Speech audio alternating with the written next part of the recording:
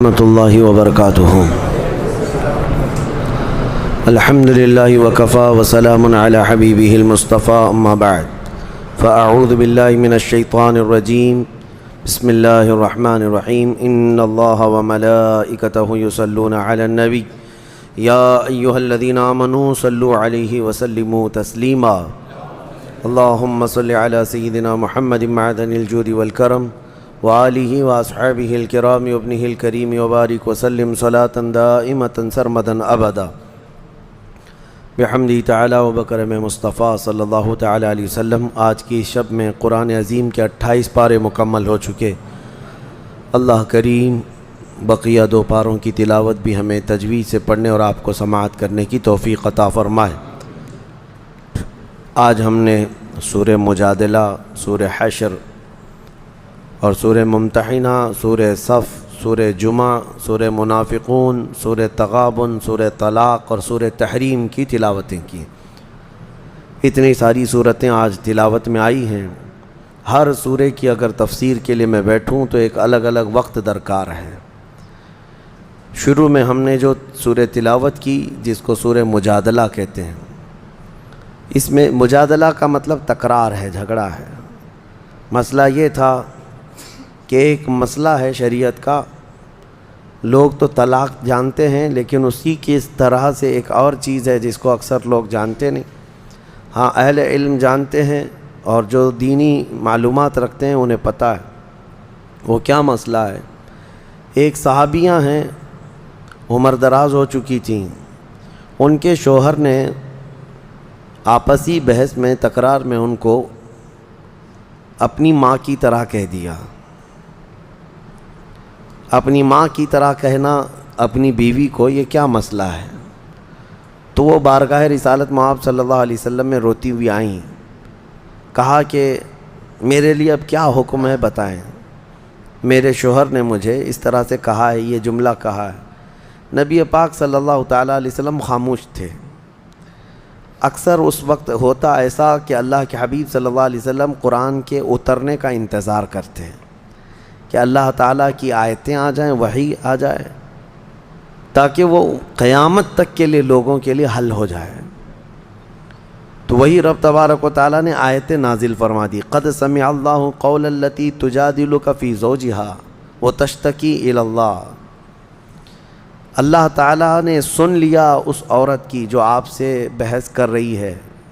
وہ بحث کیا کر رہی تھی؟ صحابیہ بار بار پوچھ رہی تھی کہ میرا مسئلہ بتاؤ، میرا مسئلہ بتاؤ، اور اللہ کی بارگاہ میں وہ شکایت یہ کر رہی تھی کہ اللہ میرا فیصلہ کر دے جلد سے۔ اللہ فرماتا ہے واللہ یسمع تحاورکما۔ ان دونوں کی جو کنورسیشن ہے شوہر اور بیوی کی، یا پھر یہاں پر نبی پاک صلی اللہ علیہ وسلم کی اور جو صحابیہ تھیں ان کے متعلق قرآن میں اللہ فرماتا ہے کہ اللہ سن رہا ہے جو کچھ بھی وہ بحث ہو رہی ہے۔ اب مسئلہ بیان فرماتا ہے رب تعالیٰ، الذین یظاہرون منکم من نسائہم ما ہن امہاتہم انہم، یعنی جن لوگوں نے زہار کیا اپنی بیویوں سے۔ زہار، اس کو طلاق کی بہن کا نام ہے۔ یہ طلاق میں مرد نے اپنی بیوی کو کہہ دیا کہ آج سے تو مجھ سے آزاد ہے، یا میں نے تجھے طلاق دے دیا، یہ الفاظ ادا کیا تو بیوی اس کے نکاح سے نکل گئی۔ طلاق کی بھی قسمیں ہیں بہت ساری۔ ایک طلاق دیا تو اس کو رجوع کر سکتا ہے، یعنی واپس لوٹا سکتا ہے، اس کے لیے نکاح وغیرہ کی ضرورت نہیں ہے۔ اور اگر 3 طلاق دیتا ہے تو وہ مکمل اس کے نکاح سے خارج ہو گئی۔ اب یہاں پر ایک بڑا مسئلہ پھیلا کر رکھا ہے ہمارے ملک میں لوگوں نے، حلالہ۔ حلالہ شریعت میں ہے ہی نہیں، اس کو ہم حلالہ نہیں کہتے، نکاح جدید۔ عورت کو اگر کسی نے طلاق دیا 3 طلاق، تو پھر اب وہ عورت اس شوہر کی عدت گزارے اور اس کے بعد وہ دوسرا کسی سے بھی نکاح کر لے، نکاح جدید، حلالہ نہیں ہے۔ جیسے نکاح ہوتا ہے اوریجنل نکاح کرے، پھر وہ دونوں لوگ رہنا چاہیں تو رہیں، یا پھر الگ ہونا چاہیں تو الگ ہو جائیں، پھر پہلے والے شوہر کے لیے وہ حلال ہو سکتی ہے۔ لیکن حلال کرنے کے لیے گھمانا کسی کے پاس، یہ شریعت میں ایسا ہے نہیں۔ بات سمجھ رہے ہیں آپ؟ اسی کو کفار و مشرکین آج بہت بڑھ چڑھ کر کے بیان کرتے ہیں کہ حلالے والے لوگ، حلالے والے لوگ۔ حلالہ کیا چیز ہے؟ نکاح جدید ہے، دوسرا نکاح کرے وہ عورت، رہنا چاہے تو اس کے ساتھ رہے۔ اب زہار کیا چیز ہے؟ زہار جو ہے اپنی عورت کو محرم عورتوں سے تشبیہ دینا، مطلب اپنی عورت کو یوں کہہ دینا کہ تو میری ماں کی طرح ہے، میری بہن کی طرح ہے، میری بیٹی کی طرح ہے، میری پھوپھی کی طرح ہے، میری خالہ کی طرح ہے۔ یہ جو محرم عورتیں اس سے پہلے میں گنا چکا ہوں، ان عورتوں میں سے کسی ایک عورت سے اپنی بیوی کو تشبیہ دیا تو عورت اپنے مرد پر حرام ہو گئی، فوراً حرام ہو جائے گی عورت۔ لیکن اس میں نکاح جدید نہیں ہے، دوسرا نکاح کرنا نہیں ہے، بلکہ اس کا کفارہ ہے۔ جس نے اپنی عورت کو یوں کہا اس کے لیے کفارہ کیا ہے؟ رب تعالیٰ فرماتا ہے کہ والذین یظاہرون من نسائہم ثم یعودون لما قالوا فتحریر رقبۃ من قبل ان یتماسا۔ ایک غلام آزاد کرنا ہوگا چھونے سے پہلے، عورت کو چھونا حرام ہے اس کے لیے۔ اب غلامی کا دور ہے نہیں، تو آگے رب تعالیٰ فرماتا ہے جو غلام آزاد نہیں کر سکتا وہ 60 روزے کنٹینیو رکھے گا، ایک روزہ بھی بیچ میں مس ہوا تو پھر شروع سے رکھے گا۔ فمن لم یجد فصیام الشہرین متتابعین، کنٹینیو 60 روزے، اور جس سے یہ بھی نہ ہو سکے پھر وہ 60 مسکینوں کو کھانا کھلائے گا، تب جا کر کے بیوی اس کی حلال ہوگی۔ اس سے پہلے اس کے لیے بیوی حلال نہیں ہے۔ یہ مسئلہ سخت ہے، اس کو ہمیشہ یاد رکھیں۔ یہی زہار کے مسئلے پہلے ہی صفحے میں اللہ تبارک و تعالیٰ نے بیان فرمائے، اور رب تعالیٰ فرماتا ہے کہ بیویاں تمہاری نہ ماں ہیں نہ ہی تمہارے لیے وہ بہنیں ہیں۔ اس طرح کے الفاظ کہنے بھی نہیں چاہیے۔ تو یہ زہار کے مسئلے یہ بیان ہو جائیں۔ میں نوجوانوں سے یہی کہتا ہوں کہ طلاق کے مسئلے، زہار کے مسئلے، لعان کے مسئلے، یہ سب مسئلے شادی سے پہلے ہی سیکھ لو، تاکہ تم سے ایسی کوئی غلطی نہ ہونے پائے بعد میں۔ اس کے بعد پھر ہم نے سورہ حشر کی تلاوت کی ہے۔ سورہ حشر، اس کی بڑی فضیلت ہے۔ اس کی آخری آیتیں میرے آقا صلی اللہ تعالیٰ علیہ وسلم نے ارشاد فرمایا، جس نے سورہ حشر کی آخری آیتیں رات کو تلاوت کی، اگر صبح اس کا انتقال ہو گیا تو اس کو شہیدوں میں اٹھایا جائے گا۔ وہ آخری آیتیں هو اللہ الذی لا الہ الا هو عالم الغیب والشہادۃ هو الرحمن الرحیم، یہ آخری آیتیں ہیں۔ اور سورہ حشر میں بھی اللہ تبارک و تعالیٰ نے کئی اہم پیغامات عطا فرمائے ہیں، اور ایک دو آیتیں میں آپ کو بتا دیتا ہوں۔ سورہ ممتحنہ میں جو آئی ہیں، اللہ فرماتا ہے لا ینہاکم اللہ عن الذین لم یقاتلوکم فی الدین ولم یخرجوکم ان تبروہم وتقسطوا الیہم۔ یہ آیتیں ان ظالموں کو نہیں نظر آتی۔ اللہ نے فرمایا جن لوگوں نے تم سے لڑائی نہیں کی، قتل و قتال نہیں کیا، اور نہ تم کو تمہارے گھروں سے کبھی نکلنے پر مجبور کیا، تو اللہ تعالیٰ ایسے لوگوں سے تمہیں ملنے جلنے سے منع نہیں کرتا۔ ان کے ساتھ اچھا سلوک کرو، انصاف کے ساتھ رہو۔ جن کے ساتھ تمہاری جنگ نہیں ہوئی، جنہوں نے تمہارے گھروں سے تمہیں نہیں نکالا، ان کے ساتھ اللہ کیا فرماتا ہے؟ مل جل کر کے رہنے میں، ان کے ساتھ اچھائی کا سلوک کرنے میں اللہ منع نہیں فرماتا۔ انما ینہاکم اللہ عن الذین قاتلوکم فی الدین، ہاں اللہ تعالیٰ ان لوگوں سے تمہیں ملنے سے منع کرتا ہے جنہوں نے دین میں تم سے جنگ کیا ہے۔ وَأَخْرَجُوكُم مِّن دِيَارِكُمْ، اور تم کو تمہارے گھروں سے، تمہارے شہروں سے نکالا ہے، یا پھر تمہارے نکالنے پر دوسروں کی مدد کی ہے۔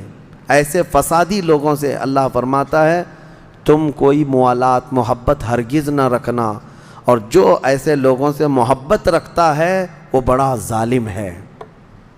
اب آپ سمجھ گئے، جو دشمنان اسلام ہیں، جو مسلمانوں کو قتل کرتے ہیں یا ان کو ان کے گھروں سے نکالتے ہیں، ایسوں سے دوستی کے لیے قرآن اجازت نہیں دیتا۔ ہاں جنہوں نے تمہارے ساتھ قتل و قتال نہیں کیا، نہ ہی تمہارے گھروں سے نکالا، ان کے ساتھ تم اچھا سلوک کرو۔ قرآن میں ہے ان تبروہم، اچھا سلوک کرو، وتقسطوا الیہم، ان کے ساتھ انصاف کا معاملہ کرو، بے شک اللہ تعالیٰ انصاف کرنے والوں کو پسند کرتا ہے۔ یہ دونوں آیتیں ہمیشہ یاد رکھنا چاہیے، ورنہ یہ نکالتے ہیں ایک آیت اور ہر جگہ بیان کرتے ہیں کہ قرآن میں جو ہے کافروں کو مارنے کا حکم ہے، قتل کرنے کا حکم ہے، کافروں سے دوستی نہ کرنے کا حکم ہے۔ یقیناً کون سے کافر؟ قرآن میں اللہ نے فرما دیا جنہوں نے تم سے جنگ کیا ہے، جو تمہارے جان کے دشمن ہیں، تمہارے دین کے دشمن ہیں، اور تم کو تمہارے گھروں سے نکالا یا نکالنے پر مدد کیا۔ یہ تو کامن سی بات ہے، دنیا میں کوئی بھی قوم کیوں ایسوں سے دوستی کرے گی؟ تو میرے عزیزو یہ بات یاد رکھ لیں۔ اور سورہ ممتحنہ کی شروع کی آیتیں جو ہیں اللہ نے فرمایا یا ایھا الذین آمنوا لا تتخذوا عدوی وعدوکم اولیاء، اے ایمان والو میرے دشمنوں کو اور اپنے دشمنوں کو دوست کبھی مت بناؤ۔ تلقون الیہم بالمودۃ وقد کفروا بما جاءکم، تم ان کے لیے محبت پیش کرتے ہو جبکہ وہ اللہ کی نعمت آیتوں کو جھٹلا دیتے ہیں جو کچھ آیا ہے، اور جنہوں نے رسول کی دشمنی کی ہے تم ان سے دوستی بگاڑتے ہو۔ قرآن پاک میں تنبیہ کے ساتھ سختی کے ساتھ کہا گیا ہے، اور اگر تمہاری اولاد ہو، تمہارے جو کچھ بھی ہو، تمہیں فائدہ نہیں دیں گے اگر کافر ہیں تو اس بات کو سمجھ کر کے چلیں۔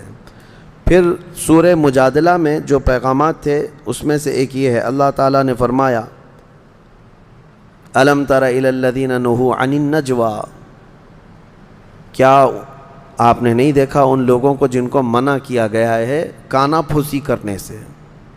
اللہ تعالیٰ نے منع فرمایا۔ جب کوئی 3 لوگ بیٹھے ہوں تو اللہ فرماتا چوتھا اللہ ہے۔ تم اگر خفیہ باتیں کر رہے ہو، کانا پھوسی کر رہے ہو، ما یکون من نجوی ثلاثۃ الا هو رابعهم ولا خمسۃ الا هو سادسهم، اگر 5 لوگ بیٹھ کر کے کر رہے ہوں تو چھٹا رب تبارک و تعالیٰ ہے۔ تو اس طرح کی حرکتوں کو منع کیا گیا ہے، یہ کانا پھوسی کرنا، خفیہ باتیں کرنا، کس طور پر؟ جب لوگ تمہارے سامنے بیٹھے ہوں۔ اب مثال کے طور پر 8-10 لوگوں کی محفل بیٹھی ہے، 2 ہی لوگ بیٹھ کر کے اس میں خسر پھسر کر رہے ہوں تو یہ اخلاق سے گری ہوئی بات ہے، کیونکہ دوسروں کے دلوں میں شیطان شک ڈال دے گا کہ یہ میرے ہی متعلق کچھ بول رہے ہیں، اور ہر ایک یہی سوچنے لگے گا کہ یہ میرے خلاف پلاننگ چل رہی ہے۔ اس طرح کی حرکت کرنے سے پرہیز کرنا چاہیے، بچنا چاہیے۔ اللہ تعالیٰ نے فرمایا کتب اللہ لأغلبن انا ورسلی، اللہ نے یہ لکھ دیا ہے کہ اللہ تبارک تعالیٰ فرماتا ہے ضرور ضرور اللہ ہی غالب آئے گا اور اس کے رسول غالب آئیں گے۔ اور پھر یہ ایک آیت یہ بھی میں آپ کو سنا دوں، لا تجد قوما یؤمنون باللہ والیوم الآخر یوادون من حاد اللہ ورسولہ ولو کانوا آباءہم او ابناءہم او اخوانہم او عشیرتہم۔ اللہ فرماتا ہے محبوب آپ ایسے لوگوں کو نہیں پائیں گے جو اللہ پر اور آخرت پر ایمان رکھتے ہوں۔ ایسے مومنین کبھی بھی اللہ اور اس کے رسول کے دشمنوں سے دوستی ہرگز نہیں کریں گے، چاہے ان کے باپ ہوں، چاہے ان کے بھائی ہوں، چاہے ان کے خاندان والے ہوں، چاہے ان کے بیٹے ہوں، دوستی نہیں کریں گے۔ یہ قرآن کی آیت ان صحابہ کے لیے ہے۔ ایک بار حضرت ابو عبیدہ بن جراح، ان کے متعلق کی روایت ہے، بارگاہ رسول صلی اللہ علیہ وسلم میں آئے، ایک کپڑے میں کسی کا کٹا ہوا سر لے کر کے آئے جس سے خون ٹپک رہا تھا۔ حضور نے پوچھا یہ کیا ہے؟ سر وہ کپڑا ہٹا کر دکھایا، کہا یہ میرے باپ کا سر ہے۔ کہا کس نے قتل کیا؟ کہا میں نے کیا۔ کیسے؟ انہوں نے کہا کہ حضور بہت برداشت کیا، جب میں گھر جاتا تھا یہ آپ کو گالیاں دیتا تھا، ہر بار یہ آپ کو گالیاں دیتا، اور میں اس کو بارہا سمجھاتا کہ جو کوسنا ہے، جو بولنا ہے مجھے بول، میرے مصطفیٰ کی شان میں کوئی جملہ نہ کہنا، لیکن یہ مجھے جلانے کے لیے ہمیشہ آپ کی شان میں بری بری باتیں کہتا۔ آج میں شکار سے واپس آ رہا تھا، اپنے معمول کے مطابق یہ مجھے بولنے کی بجائے آپ کی شان میں گندی گالیاں دینے شروع کیا. مجھ سے برداشت نہ ہوا اور میں نے تلوار اٹھائی اور چلا دیا, گردن کٹ گئی. پھر مجھے احساس ہوا کہ میں نے جس کا قتل کیا اگر مجھے یہ سزا ہے تو میں بارگاہ مصطفیٰ میں حاضر ہوتا ہوں, جو سزا ہوگی قبول کروں گا. حضور پاک صلی اللہ تعالیٰ علیہ وسلم کے پاس وہ آئے اور کہا کہ میری جو سزا ہے وہ دے دے. اسی وقت یہ آیت اتری, اللہ نے فرمایا ایمان والے چاہے ان کا باپ ہو چاہے بیٹا ہو, ایسوں کی وہ ذرا برابر رعایت نہیں کرتے جو اللہ اور اس کے رسول کے دشمن ہیں. تو اللہ کے نبی صلی اللہ تعالیٰ علیہ وسلم نے فرمایا کہ تمہارے اس عمل کو اللہ تبارک و تعالیٰ نے گناہ نہیں فرمایا, بلکہ آیت میں اللہ نے فرمایا رضی اللہ عنہم ورضوا عنہ, اللہ ان سے راضی ہوا, اللہ ان سے راضی ہوا اور وہ اللہ سے راضی ہوئے, اللہ ان کو جنت میں داخل فرمائے گا. اصل رشتہ ہمارا حضور پاک کی ذات سے جڑا ہوا ہے. اگر یہ رشتہ سلامت ہے تو ہمارے سارے رشتے ہیں, اور اگر یہ رشتہ نہیں ہے تو پھر ہمارے کوئی رشتے نہیں ہیں. ہاں, بہت آسان سا ہے اصول دوستی اپنا, جو ان سے آشنا نہیں وہ ہمارا ہو نہیں سکتا. جو نبی پاک صلی اللہ تعالیٰ علیہ وسلم کا نہیں ہے وہ پھر وہ ہمارا نہیں ہو سکتا. سورہ صف کی ہم نے تلاوت کی جس میں اللہ نے صحابہ کی تعریف فرمائی, ان اللہ یحب الذین یقاتلون فی سبیلہ صفا کأنہم بنیان مرصوص, بے شک اللہ تعالیٰ ان مجاہدین سے بہت محبت کرتا ہے کہ جب وہ اللہ کی راہ میں جہاد کے لے جاتے ہیں تو ایسی صف بناتے ہیں جیسے سیسا پلائی ہوئی دیوار ہو, کوئی ان کی صفوں کو نہیں چیر پاتا. آپ کو پتہ ہے حضرت عمر فاروق رضی اللہ تعالیٰ عنہ کا قتل کرنے والا نماز کی حالت میں آپ کو قتل کیا گیا تھا. آپ فجر کی نماز پڑھا رہے تھے, ایک رکعت ہو چکی تھی, اور حضرت عمر فاروق رضی اللہ تعالیٰ عنہ کو ابو لولو مجوسی پیچھے سے آ کر ایسا وار کیا تھا کہ حضرت عمر فاروق رضی اللہ تعالیٰ عنہ کی پیٹھ سے وہ زخم سینے کی طرف آیا اور آپ مصلی پر گر گئے.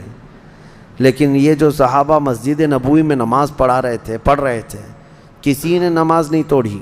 حضرت عمر فاروق رضی اللہ تعالیٰ عنہ جب مصلی کے کنارے گر گئے تو حضرت عبد الرحمن بن عوف رضی اللہ تعالیٰ عنہ آگے بڑھے اور ایک رکعت انہوں نے کمپلیٹ کرائی. یہ نہیں کہ بھگدڑ مچ گئی. خلیفہ وقت 10 سال جنہوں نے خلافت کیا ہے حضرت عمر فاروق, امیر المومنین شہید ہو چکے یا مصلی پر گر چکے, بھگدڑ مچ گئی انہیں. پیچھے سے حضرت ابن عوف آگے بڑھے, انہوں نے نماز کمپلیٹ کرائی ایک رکعت, اور سلام پھیرنے کے بعد جس نے قتل کیا تھا اس کو ڈھونڈنا ہی تو تھا. لیکن میں جس وجہ سے یہ واقعہ عرض کر رہا ہوں کہ وہ مسجد سے باہر جا ہی نہ سکا. کیوں؟ صحابہ کی صفیں اتنی مضبوط ہوتی تھی کہ کسی صف کو وہ پھلان ہی نہیں سکا.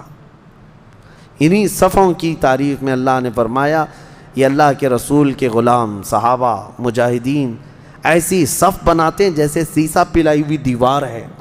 کوئی اس میں سیسا پلائی ہوئی دیوار کا مطلب یہ ہوتا ہے کہ اس میں سوراخ بھی کرو تو سوراخ نہیں ہوتا. سیسے والی دیوار میں, سیمنٹ کی دیوار میں سوراخ تو ہو جاتا ہے, سیسے کی دیوار میں ہوتا بھی نہیں, بڑا مشکل ہے. تو صحابہ کی صفوں کی اللہ نے تعریف فرمائی. آج ہماری صفیں کہاں ہیں؟ اللہ ہمیں وحدت صفوف عطا فرمائے, یعنی صفیں اللہ تعالی ہمیں متحد رکھنے کی توفیق عطا فرمائے. اور حدیث پاک ہے جس نے صف کو توڑا اللہ اسے توڑ دے گا. من قطع صفا قطع اللہ, جو صف کو قطع کرتا ہے. صف توڑنے کا مطلب یہ ہے کہ نمازوں میں بھی اگر آپ نے کشادگی رکھی جس کو فرجہ کہتے ہیں, اسی لیے سنت ہے میرے آقا صلی اللہ علیہ وسلم کی, جب بھی جماعت کے لیے کھڑے ہوتے نماز کے لیے حضور رکعت باندھنے سے پہلے صحابہ سے کہتے استووا واعتدلوا, سیدھے ہو جاؤ, برابر ہو کر کھڑے ہو جاؤ, استقیموا, کندھے سے کندھا ملا لو. یہ تاکید کر کے پھر جماعت شروع کرتے. میرے آقا کی سنت تھی یہ. کیوں؟ اس لیے کہ فرمایا گیا جب دو لوگوں کے بیچ میں گیپ ہوتا ہے, جگہ خالی ہوتی ہے, تو وہاں شیطان داخل ہو کر دونوں کے دلوں میں وسوسے ڈالتا ہے. صفوں کو مضبوط کرنا ضروری ہے. پھر سورہ جمعہ کی ہم نے تلاوت کی ہے. سورہ جمعہ میں اللہ تعالیٰ نے یہودیوں کے عالموں کی ایک صفت بیان کی. مثل الذین حملوا التوراۃ ثم لم يحملوها كمثل الحمار يحمل اسفارا. یہ تورات کے عالم جو ہیں ان کا حال تو ایسی ہے کہ کتاب تو پوری ان کو یاد رہتی ہے لیکن عمل نہیں کرتے. وہ ایسی ہے جیسے گدھے کے اوپر کتابیں رکھی ہوں. گدھے کے اوپر بہت ساری کتابیں رکھ دی ہو تو گدھا علامہ نہیں بن جاتا, گدھا مولانا نہیں بن جاتا. گدھے کے اوپر بخاری شریف رکھ دو, مسلم شریف رکھ دو, ترمذی شریف رکھ دو, کیا بڑا مولانا بن جائے گا گدھا؟ بس یہ ہے کہ وہ کتابیں اٹھایا ہوا ہے. ایسے کتابیں اٹھائے ہوئے بہت سارے وہ لوگ ہیں جو بے عمل لوگ ہیں, یعنی کتابیں پڑھ تو لیے ان لوگوں نے, بہت ساری چیزیں یاد تو کر لیا لیکن عملی طور پر نہیں آ سکے. ان کے متعلق قرآن پاک میں یہ آیت آئی ہے. اور اس کے بعد رب تعالیٰ فرماتا ہے یہودیوں کی صفت یہ ہے کہ یہ کہتے ہیں کہ ہم اللہ کے بہت پیارے ہیں. اللہ فرماتا ہے یا ان زعمتم انکم اولیاء للہ من دون الناس, محبوب آپ ان سے کہہ دیں کر یہی اللہ کے پیارے ہیں, محبوب ہیں لوگوں کے علاوہ. آج بھی ان کا عقیدہ یہی ہے کہ نحن شعب اللہ المختار. یہ کہتے ہیں پوری کائنات میں اللہ کی چنی ہوئی جماعت ہم ہیں, یہودی چنی ہوئی جماعت ہیں, یہ منتخب ہیں. تو اللہ تعالیٰ نے ان کو چیلنج کے طور پر کیا فرمایا, اگر یہ اللہ کے پیارے ہیں جیسا کہ ان کا گمان ہے تو محبوب آپ ان سے کہہ دیں موت کی تمنا کریں اللہ سے ملنے کے لیے. فَتَمَنَّوُا الْمَوْتِ إِن كُنتُمْ صَادِقِينَ, اگر سچے ہو تو موت کی تمنا کرو. کیونکہ اللہ نے ایسی چیز کا ان کو چیلنج دیا جو یہودی چاہتے ہی نہیں, یہودی مرنا ہی نہیں چاہتے. ان کے ہاں سلام بھی کرتے ہیں تو 1000 سال, یہ کہتے ہیں بھائی تم 1000 سال جیو, وہ اس کو بولتا ہے تو بھی 1000 سال جیے. اور قرآن میں ہے اگر اللہ ان کو 1000 سال کی عمر بھی دے دے, لو يعمر 1000 سنة, اگر ان کو 1000 سال کی بھی عمر دے دی جائے تو بھی ان کا پیٹ نہیں بھرتا, یہ اور جینا چاہتے ہیں. آج یہ پوری ایڑی چوٹی کا زور لگا کر کے بیٹھے ہیں کہ کسی طرح سے ہم موت پر کنٹرول حاصل کر لیں, موت ہمارے ہاتھ میں آ جائے, پھر جو ہے دوسروں کو مارتے رہیں گے اور ہم زندہ ہی رہ جائیں گے. یہ جینے کے بہت بڑے حریص ہیں اور اللہ نے ان کو چیلنج کے طور پر فرمایا اگر تم کہتے ہو کہ اللہ کے سچے دوست تم ہی ہو تو موت کی تمنا کرو.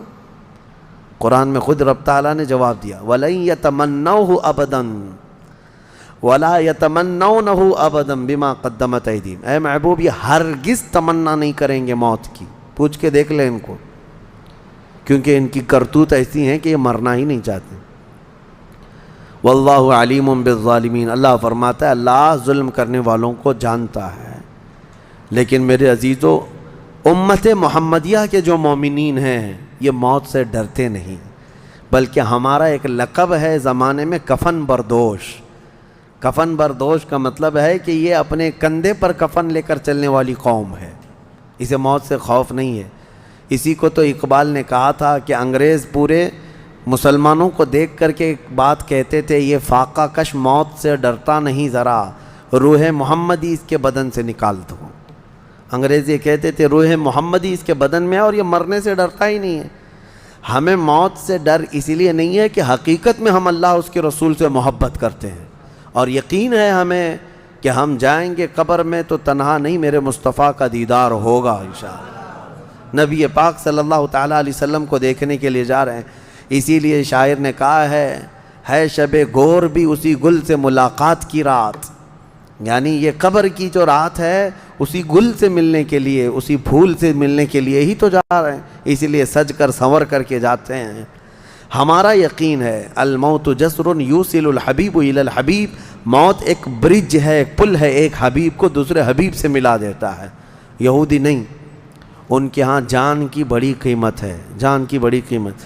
ایک اسرائیلی بھی اگر کسی کے ہاں قیدی بن جائے, ایک اسرائیلی, اس کو چھڑانے کے لیے یہ 500 دوسرے قیدیوں کو آزاد کر سکتے ہیں. 500 قیدیوں کو آزاد کر دیں گے ایک اپنے اسرائیلی کو چھڑانا ہو. موت کی ان کے ہاں موت کا بڑا خوف ہے, بہت ڈر ہے. اور قرآن کہہ رہا ہے, یہ میری بات نہیں, قرآن کہہ رہا ہے موت کی تمنا نہیں کرتے. اسی لیے آج کے زمانے میں بھی یہ جن قوموں سے ڈرے ہوئے ہیں وہ مختصر سی جماعتیں ہیں, ان کے مقابل میں ہے نہیں. لیکن حماس سے, فلسطین کے ایران سے، ان سب سے اتنے وہ خوفزدہ ہیں. چھوٹی چھوٹی جماعتیں ہیں ان کے ہاں، اور ان کے پاس تو سپر پاور طاقتیں ہیں. پوری دنیا کو ہتھیار بیچ کر کے جنگوں میں مبتلا کر رکھا ہے اس اسرائیل نے. پوری دنیا کو سپلائی کرتے ہیں. ان کے پاس ہائی لیول کے ڈیفنس ہتھیار موجود ہیں. سب ہو کر کے بھی ڈرتے اتنے. ان کے ہاں بنک ہیں بہت سارے، یعنی جب کوئی میزائل داغا جائے تو یہ سیف ہونے کے لیے انڈر گراؤنڈ چلے جاتے ہیں. وہاں سیف انہوں نے کمرے بنا رکھے ہیں کہ اس پر میزائل کا اثر نہیں ہوگا. پورے ملک میں ہے 1 کروڑ کی آبادی، لیکن خوف اتنا طاری ہے، خوف اتنا طاری، مرنا نہیں چاہتے. اور اسی کو سورہ جمعہ میں رب تعالیٰ نے فرمایا کہ اگر یہ جو دعویٰ کرتے ہیں کہ دنیا میں اللہ کی پسندیدہ قوم یہی ہیں، تو پھر ان سے کہیں کہ مرنے کی تمنا کریں. پھر اللہ کے پاس جانا ہے نا. ہر محبوب چاہتا ہے اپنے محبوب کے پاس جائے، ہر محب چاہتا ہے اپنے محبوب کے پاس جائے. میرے عزیزو، اللہ کریم نے اسی سورہ جمعہ میں یہ بھی حکم نازل فرمایا، یا اے ایمان والو، جب نماز کے لیے بلایا جائے تو دوڑ پڑو. اذا نودی للصلاة من یوم الجمعۃ فاسعوا الی ذکر اللہ. جب جمعہ کی اذان ہو جائے تو خرید و فروخت چھوڑ دو اور دوڑو اللہ کی طرف سے. جمعہ کی اذان کے بعد خرید و فروخت کرنا حرام ہے، حرام ہے. دکانیں کھول کر مت بیٹھے رہو. جمعہ کی اذان ہو گئی، وَذَرُوا الْبَيْعَ، اللہ نے فرمایا چھوڑ دو خرید و فروخت وغیرہ ساری چیزیں چھوڑ دو. جمعہ کی اذان ہو چکی ہے، تمہیں بلایا گیا بھی. دوڑنا ضروری ہے. دوڑنے کا مطلب اللہ کے ذکر کی طرف آ جاؤ. یہاں تو جمعہ کے لیے لوگ خطبے کے بعد انتظار کرتے رہتے، امام صاحب نماز کے لیے کھڑے ہو جائیں گے تو گھر سے نکلیں گے ہم. خطبہ بھی تمہارے لیے جمعہ کے واجبات میں سے ہے، اس میں ضروری ہے. بہرحال اللہ کریم نے اس میں سورہ جمعہ میں جمعہ کی نماز کے لیے فوراً اپنے ہاں سے نکلنے کا حکم فرمایا. صحابہ کا حال بھی یہی تھا. اور اس کے بعد اللہ فرماتا ہے جب نماز مکمل ہو جائے تو پھیل جاؤ زمین پر اور اللہ کا رزق تلاش کرو. بے شک اللہ تبارک و تعالیٰ بہترین رزق دینے والا ہے. منافقوں کے لیے بھی ایک پوری سورہ آئی ہے، سورۃ المنافقون. اور اللہ نے فرمایا اے محبوب، جب آپ کے پاس منافق آئیں اور یوں کہیں گے نشہد انک رسول اللہ، وہ کہیں گے ہم گواہی دیتے ہیں آپ اللہ کے رسول ہیں. واللہ یشہد ان المنافقین لکاذبون، محبوب اللہ گواہی دیتا ہے کہ یہ منافق جھوٹ بولتے ہیں. وہ آپ کے سامنے آ کر کہتے ہیں کہ آپ اللہ کے رسول ہیں، لیکن اللہ گواہی دیتا ہے کہ یہ جھوٹ بولتے ہیں. آپ کو میں ایک بات بتاؤں، ایک جہاد میں حضور صلی اللہ تعالیٰ علیہ وسلم کے صحابہ سب گئے تھے، اس میں منافقین بھی اس وقت شامل ہو جاتے تھے. عبداللہ بن ابی جو منافقوں کا سردار ہے، جو جنگ احد میں 300 لوگوں کو لے کر الگ ہو گیا تھا، ایک غزوے سے واپس آ رہے تھے تو ایک کنویں پر صحابہ میں آپس میں تکرار ہو گئی. یعنی مہاجر صحابی تھے ایک اور ایک مدینے کے تھے. تو مدینے والے اور مکہ والے ان دونوں میں پانی کو نکالنے میں کوئی تکرار ہو گئی.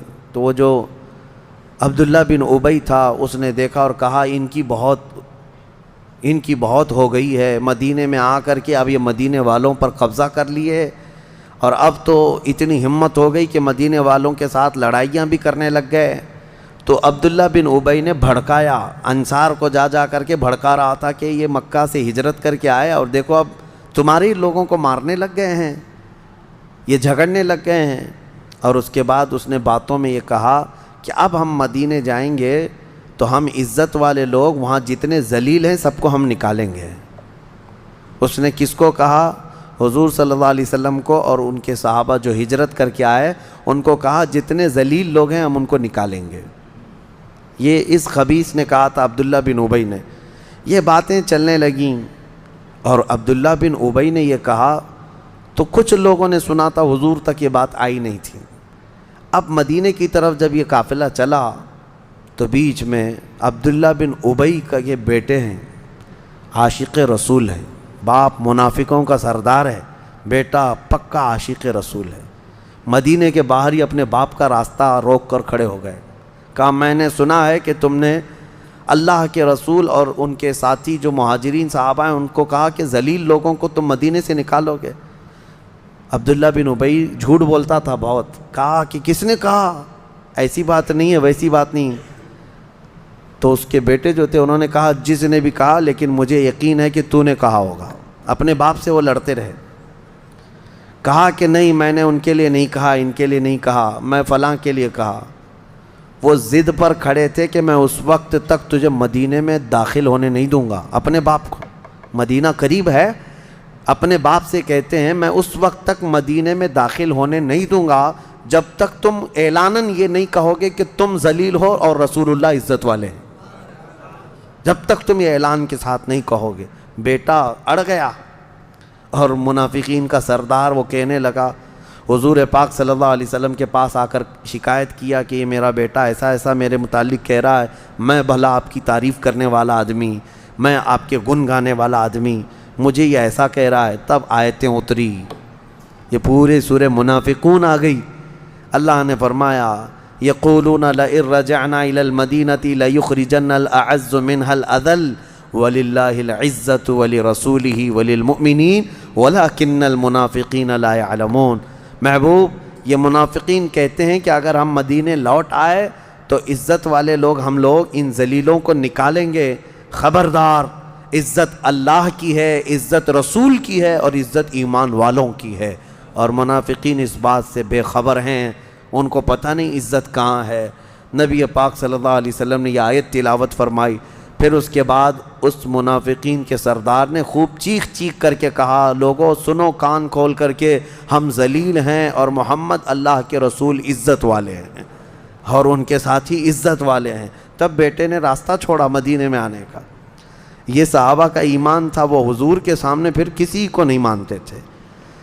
تو یہ حقیقت میں ایمان کا حصہ بھی ہے۔ الا لا ایمان لمن لا محبت لہ، جس کے پاس حضور کی محبت نہیں اس کا کوئی ایمان ہی نہیں۔ اسی کو اقبال نے بہت اچھے انداز میں کہا ہے، محمد کی محبت دین حق کی شرط اول ہے، اسی میں ہو اگر خامی تو سب کچھ نامکمل ہے، اسی میں ہو اگر خامی تو سب کچھ نامکمل ہے۔ اللہ کریم ہم سب کو نبی پاک صلی اللہ تعالیٰ علیہ وسلم کے جلووں میں زندگی عطا فرمائے، حضور کے قدموں میں موت عطا فرمائے۔ وآخر دعوانا ان الحمد للہ رب العالمین۔